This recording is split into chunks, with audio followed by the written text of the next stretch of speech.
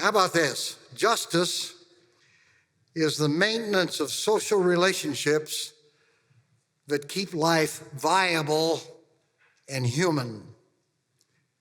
And injustice is the practice of social relationships that make life not viable and not human. So what I want to do in these minutes is talk with you about two modes of justice in the Old Testament.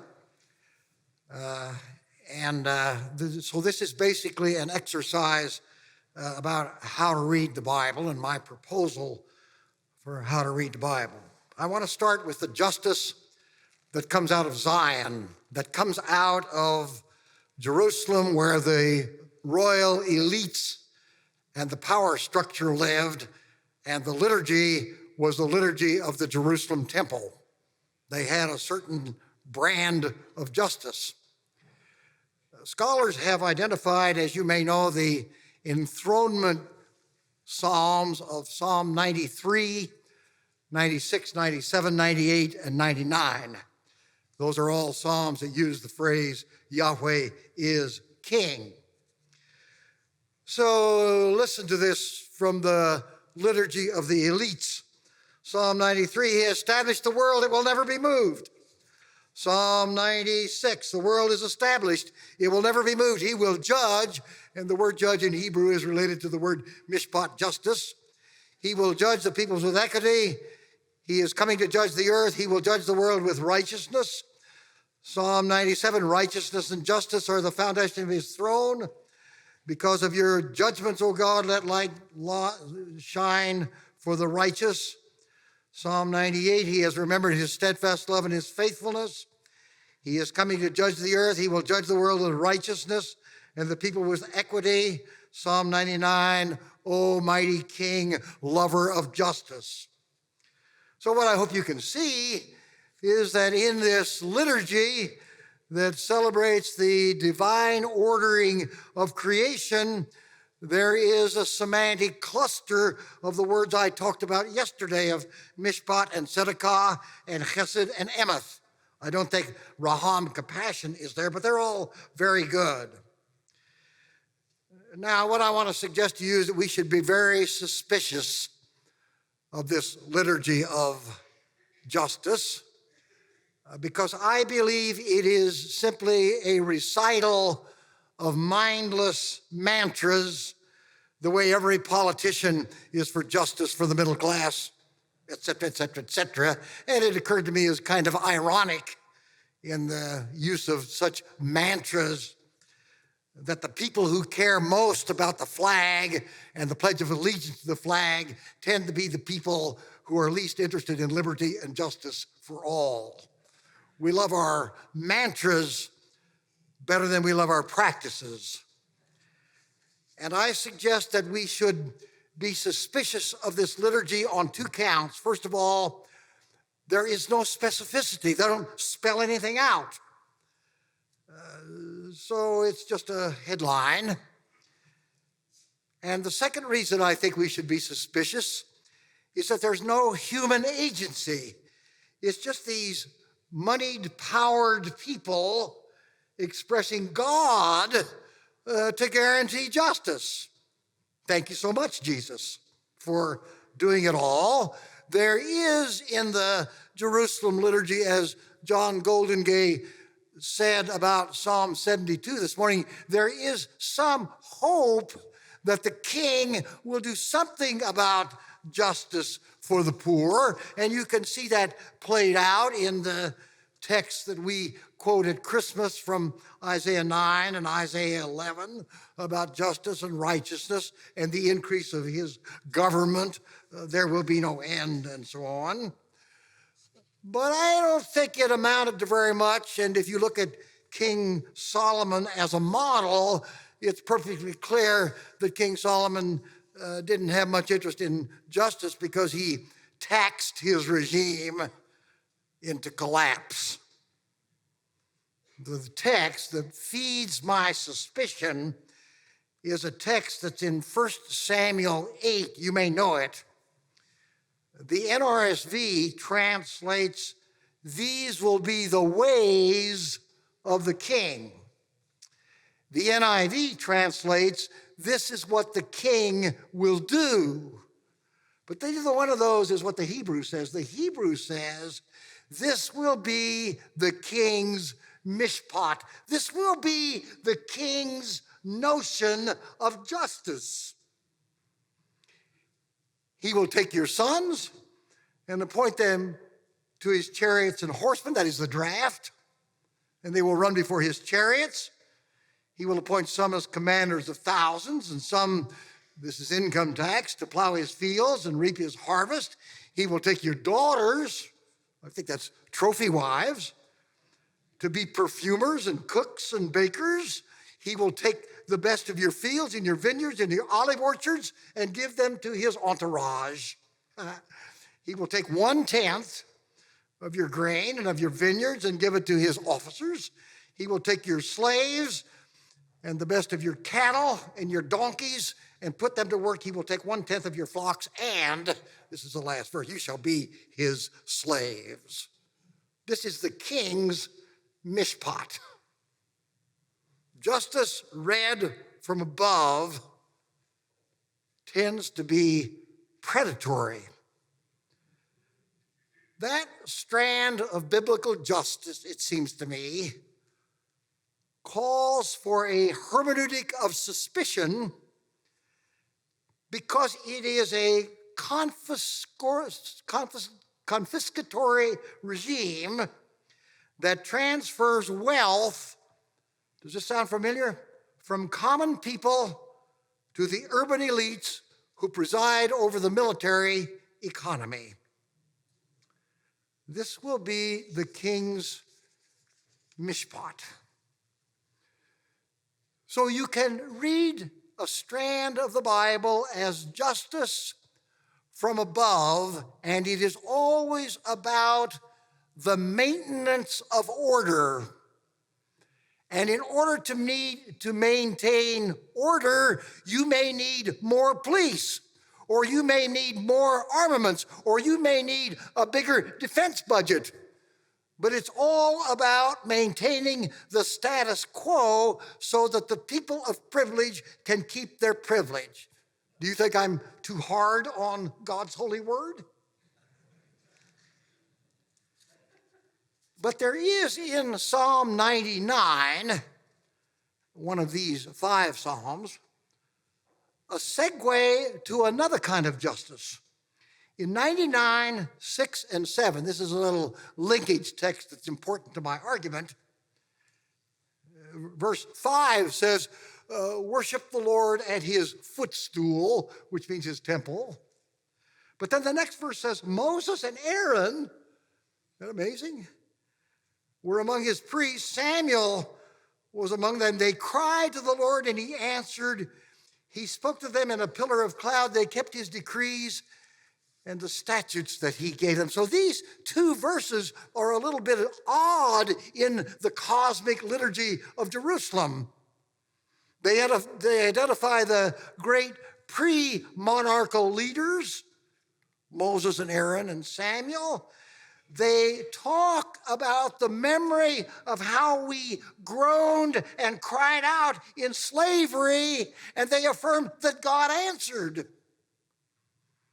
And then there's a one-liner in there. He led us by the pillar of cloud. We can remember that we were in the wilderness. And then it ruminates about Mount Sinai, of statutes and ordinances. Now, therefore, Exodus 19, if you will obey my voice and keep my covenant, you shall be my treasured possession out of all the people. So this justice that is just gets a trace in Jerusalem, this justice is not order from above, but it is transformation from below. And what I want to suggest to you is that the Bible is essentially a contestation between these two notions of justice. And my experience of the practice of the church is that the church is an arena for contestation between these two practices of justice. You know, there is a joke in the Episcopal Church about where is the dividing line in the church between Republicans and Democrats. And the answer is it's the communion rail. Some of us are on one side and people on the other side. I don't know. Now, in order to understand transformative justice from below, I think we have to walk through the narrative of injustice that features Pharaoh. So I'm going to talk about Pharaoh's practice of injustice and the way it is disrupted by the gospel. Pharaoh, I want to argue, is a paradigm and a metaphor for all predatory economies. There's a good reason we don't know Pharaoh's name, because if you've seen one Pharaoh, you've seen all pharaohs, because all pharaohs are predatory. So Pharaoh, at the outset in Genesis 12, is the master of abundance. He's the place to go. Abraham knows if you got a famine, Pharaoh will have food. But amazingly, in Genesis 41, Pharaoh, the guy with the abundance, has a nightmare, about 7 lean cattle eating up 7 fat cattle and all that. And Pharaoh's intelligence community could not interpret the dream because they knew Freud was coming, and they knew if you wanted to interpret your dreams, you better get a Jew.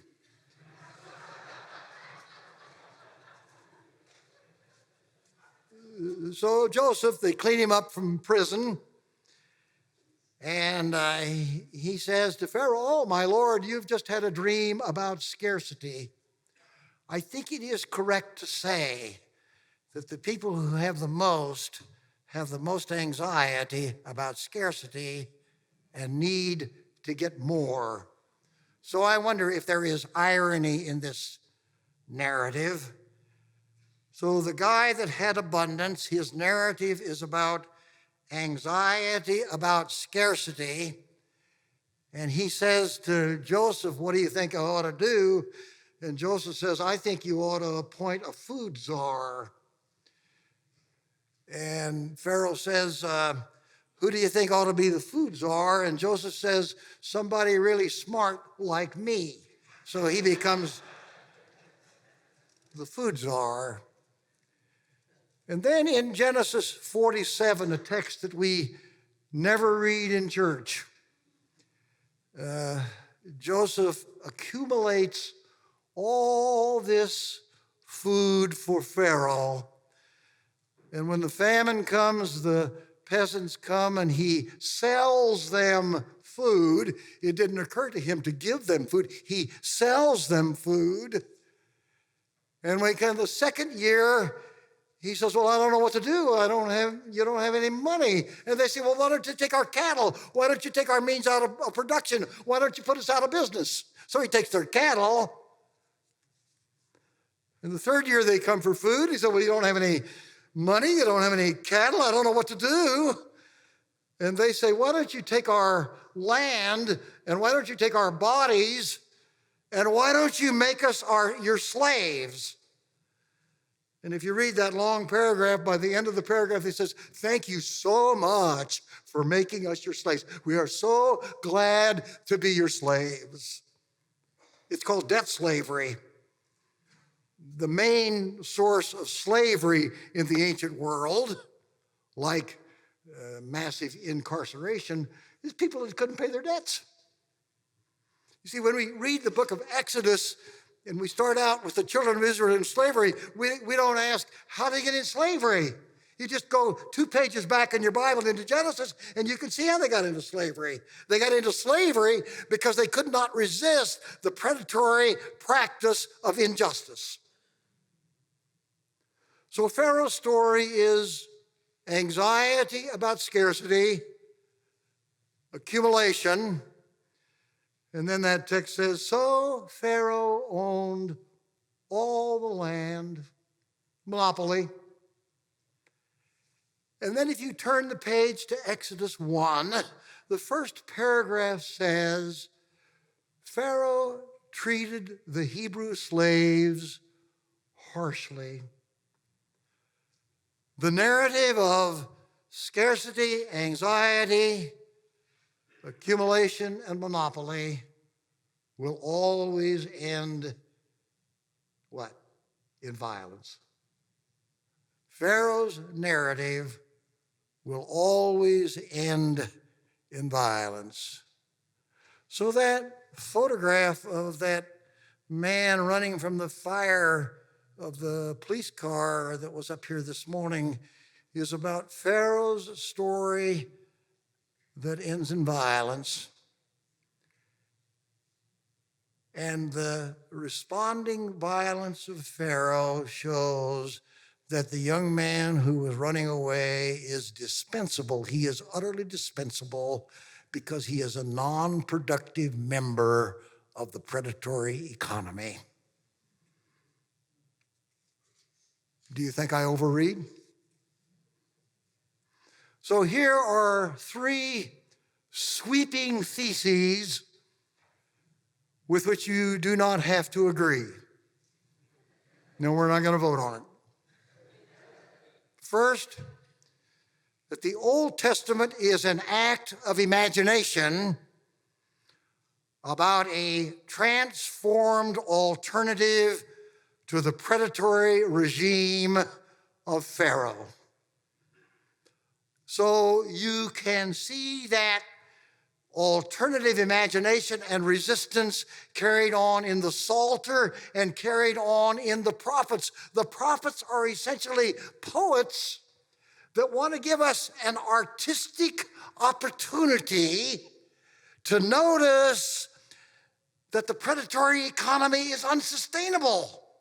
We call that God's judgment. It's unsustainable.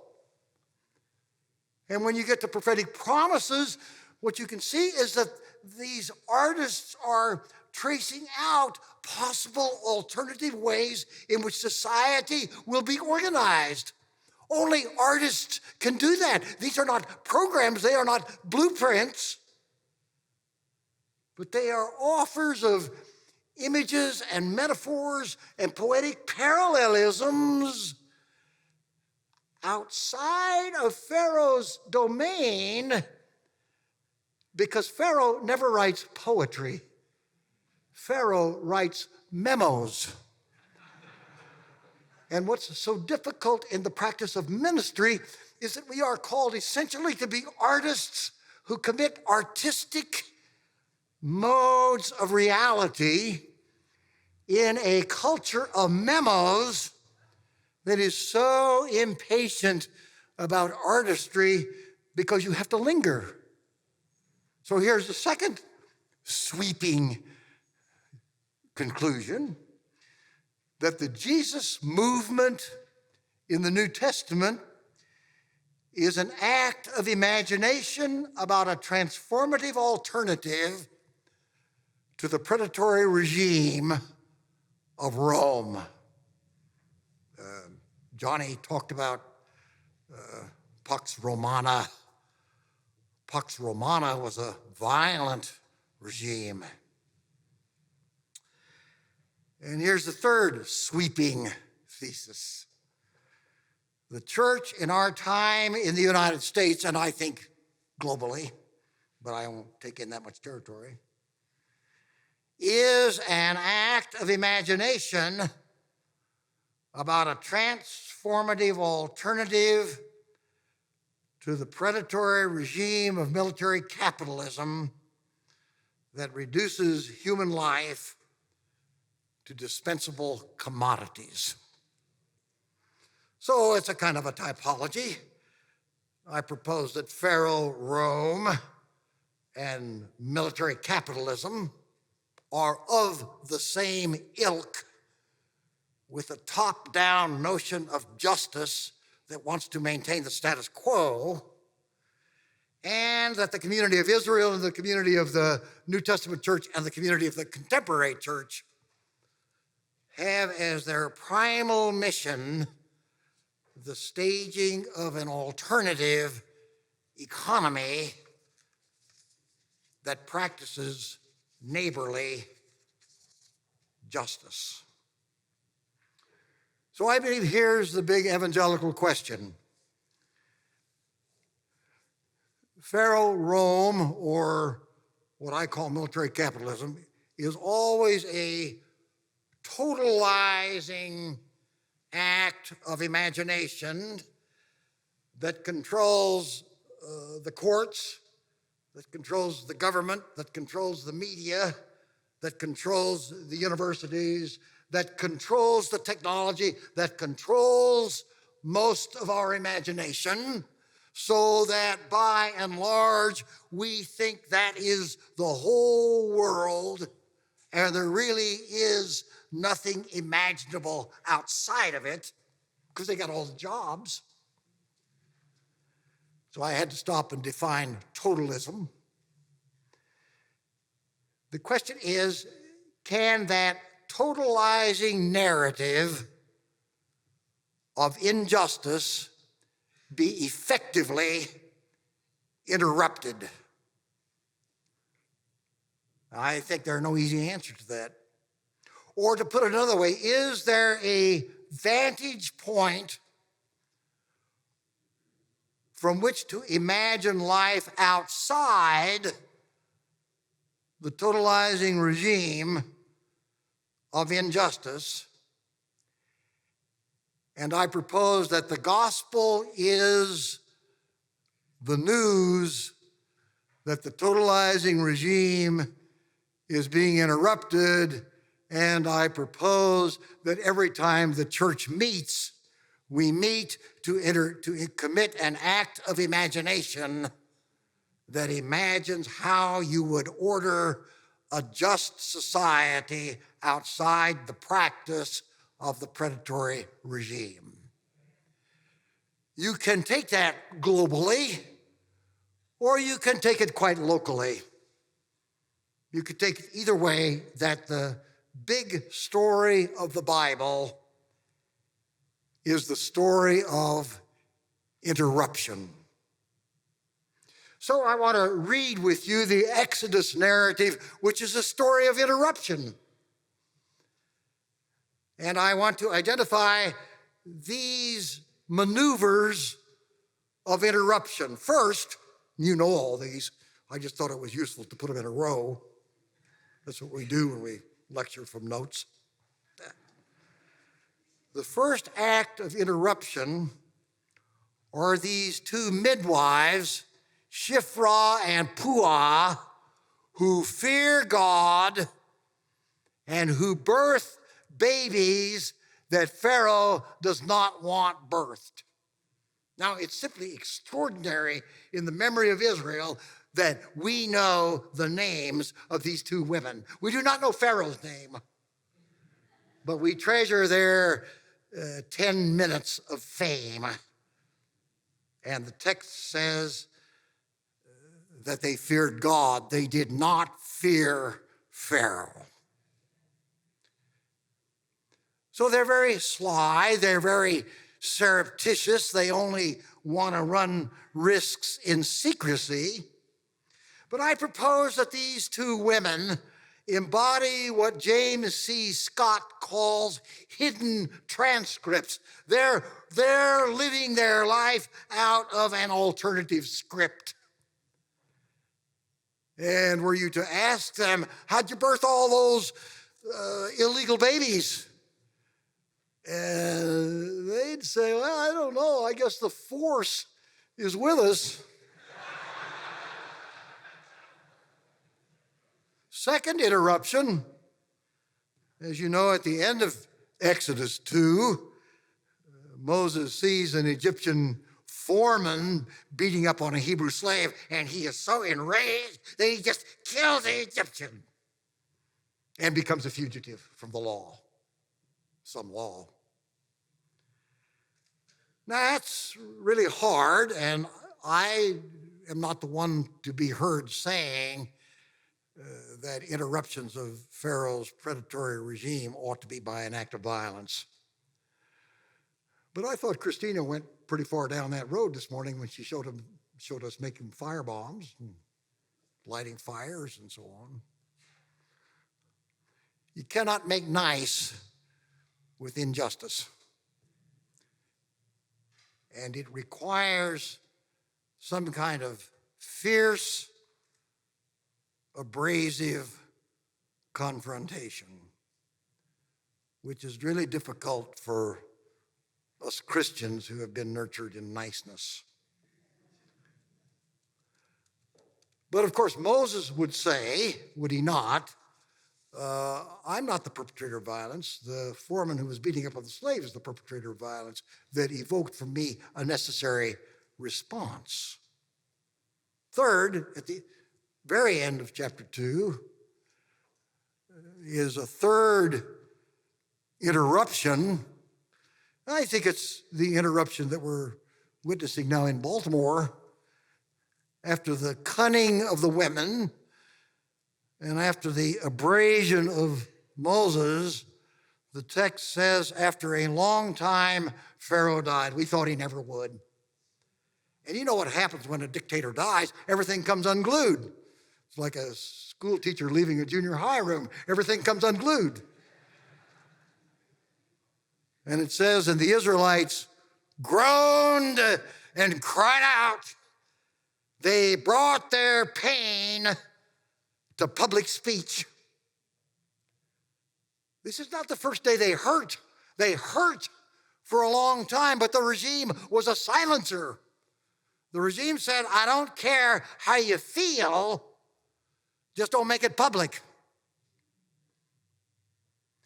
And all the text says is that they cried out. It does not say they cried out to Yahweh. They just cried out.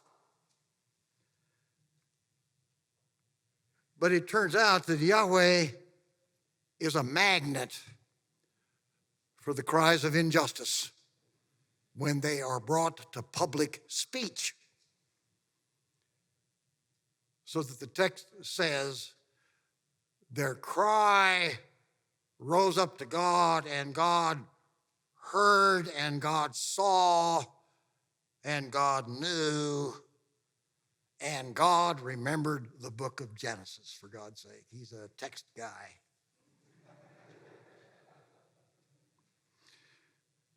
Now, it's very strange the way the Exodus narrative is put together. So you got the report on Pharaoh's violence, and then you got the report on these surreptitious women, and then you've got Moses' violence, and then you've got the cry. Only in chapter 3 does Yahweh make an appearance. Yahweh came late to the contest for justice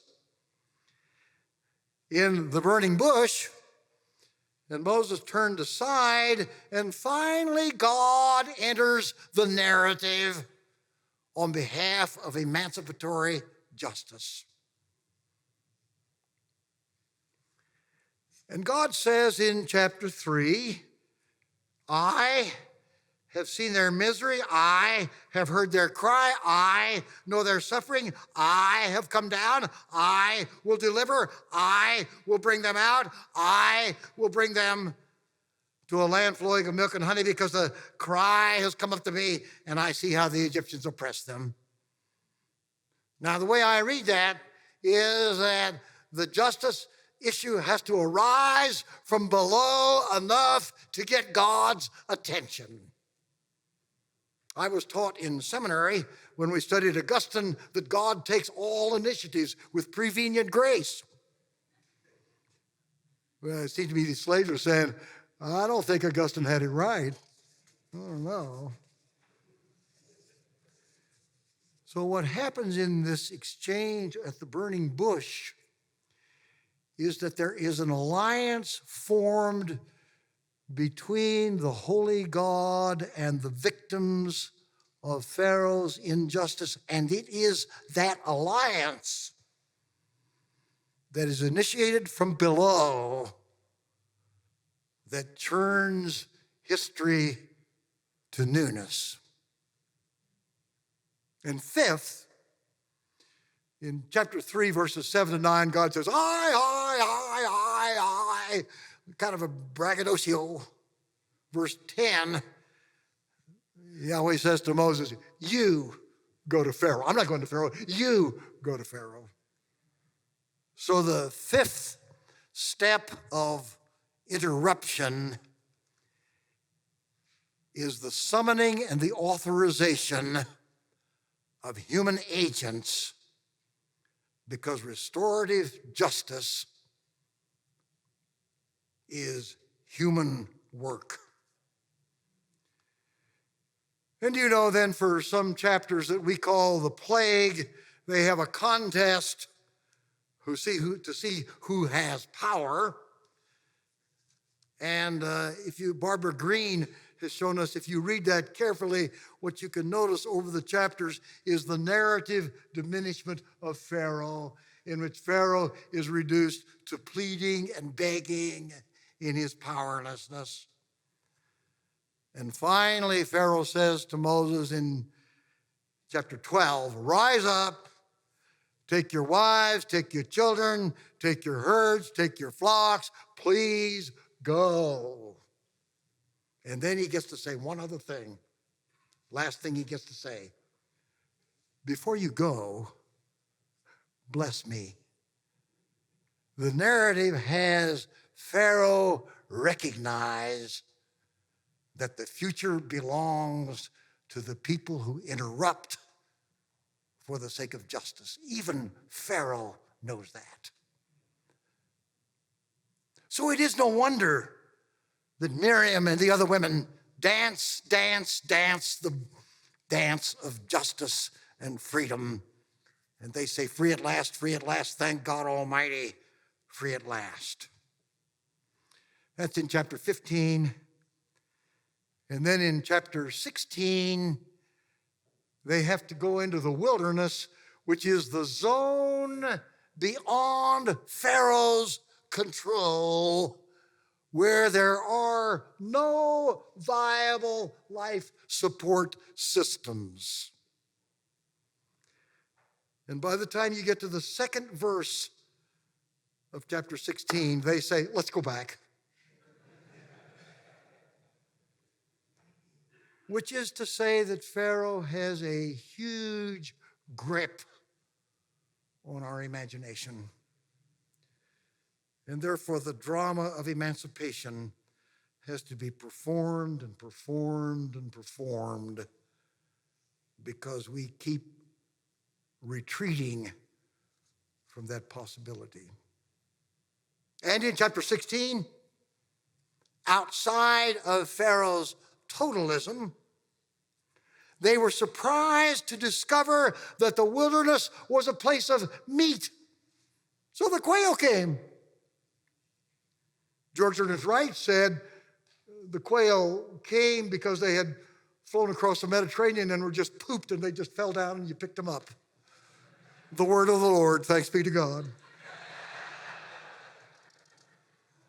It turned out that the wilderness was a place of bread.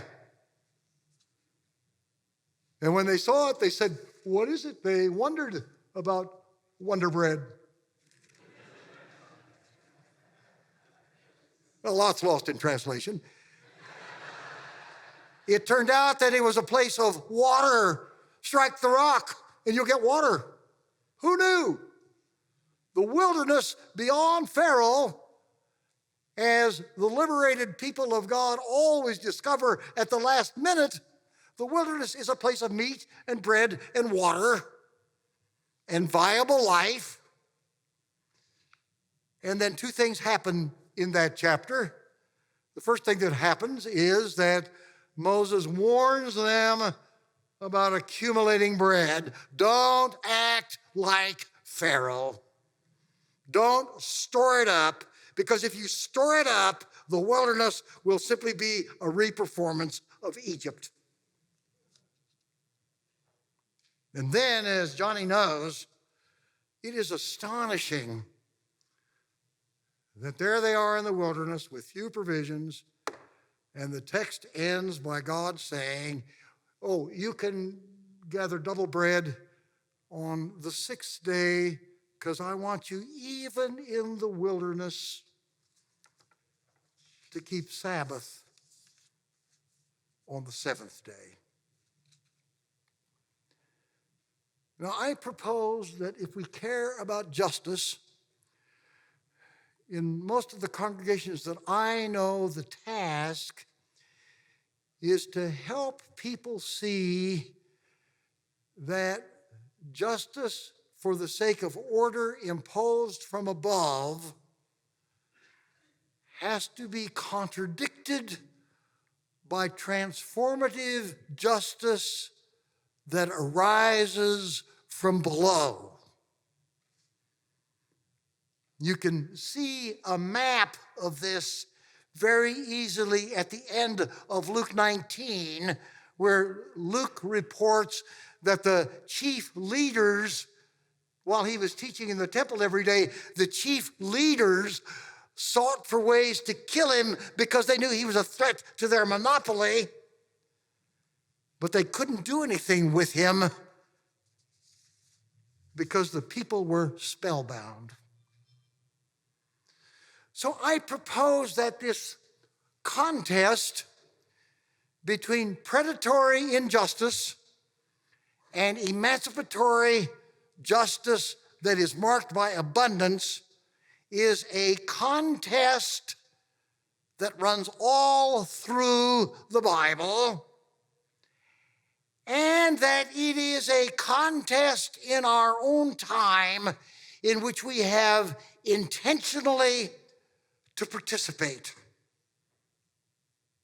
So I judge that the role of Pharaoh is played in our society by corporate capitalism, propelled by market ideology, inured to individualism, sustained by a strong military, and legitimated by patriotic exceptionalism.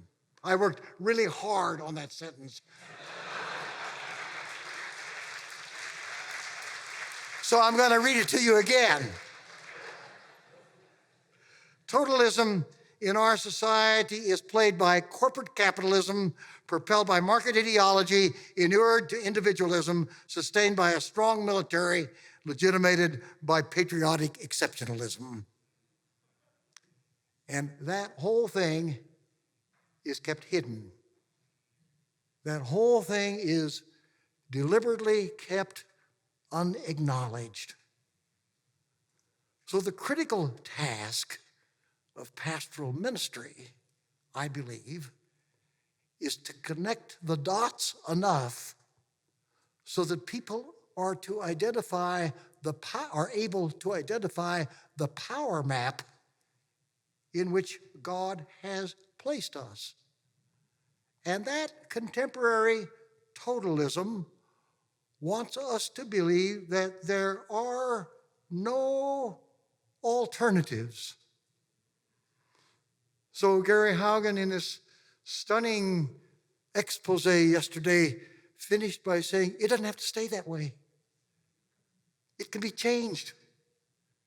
It can be changed by people who are evangelical interrupters.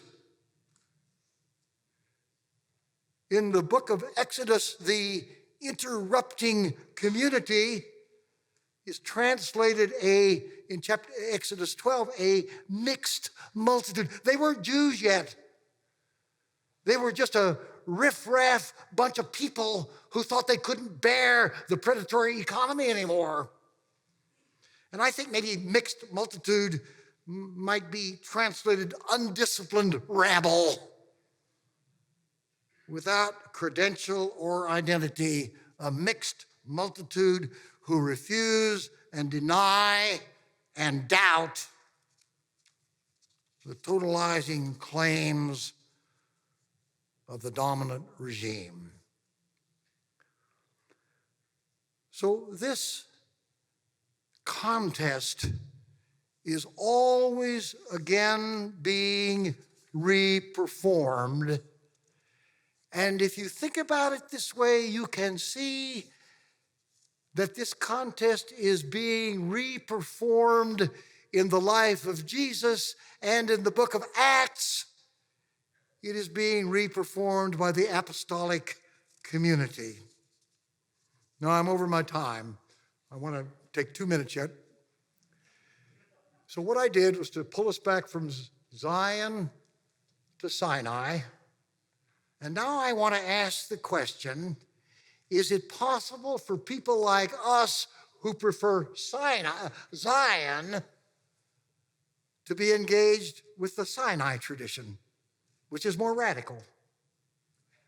And the test case that I want to cite, there are more, but I want to cite Jeremiah 22, in which King Josiah, king in Jerusalem, is celebrated as a practitioner of Sinai justice.